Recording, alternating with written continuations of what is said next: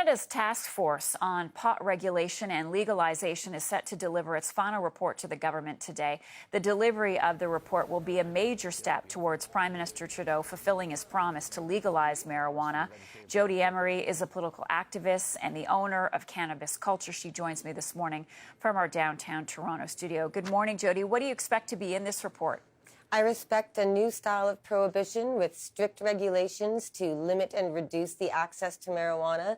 And that's all the messaging that we've heard from this government. We haven't had a lot of details about how they intend to address the criminalization of Canadians who get arrested every day for marijuana. We haven't heard anything about the opportunities for Canadians to have jobs with retail, farming, agriculture, medicine, research, tourism. We haven't heard anything about the benefits that legalization can provide. All of the messaging has been similar to the Harper government about the kids, about gangs, and about fear-mongering, really. So you sound disappointed before the report has even been made public.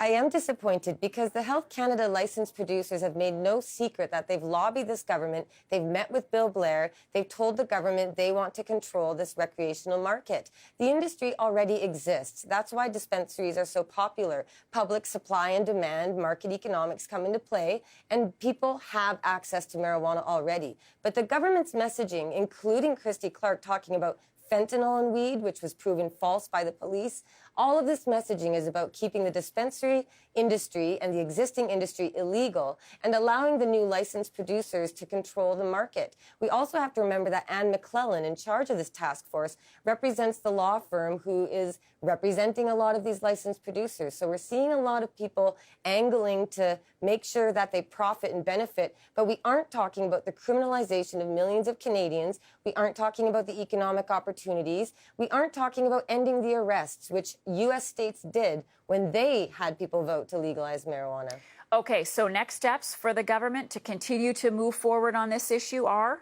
Well, the government needs to start being open and honest about legalization. All of their talks have been kept secret. Even the meetings that they had during the task force sessions were kept secret. They haven't even told people that they're going to stop arrests at all. They aren't even considering reducing records. Remember that everyone who gets arrested for marijuana becomes a second-class citizen. They lose their job, their right to travel, scholarships, the ability to volunteer. They're actually criminalized by this government, even though they're peaceful, honest people. So this government's messaging has all been very prohibitionist style and also very much in favor of promoting the licensed producers authorized by Health Canada. In April, the government should be talking more about this because that's when Canadians expect it to be legalized. But I'm sorry to say that for a couple more years, it looks like arrests will continue. The status quo stays the same. The police continue to benefit from the budgets that they receive, and the people continue to suffer the loss of millions of dollars in enforcement and the loss of their civil liberties when they're arrested every day for marijuana possession.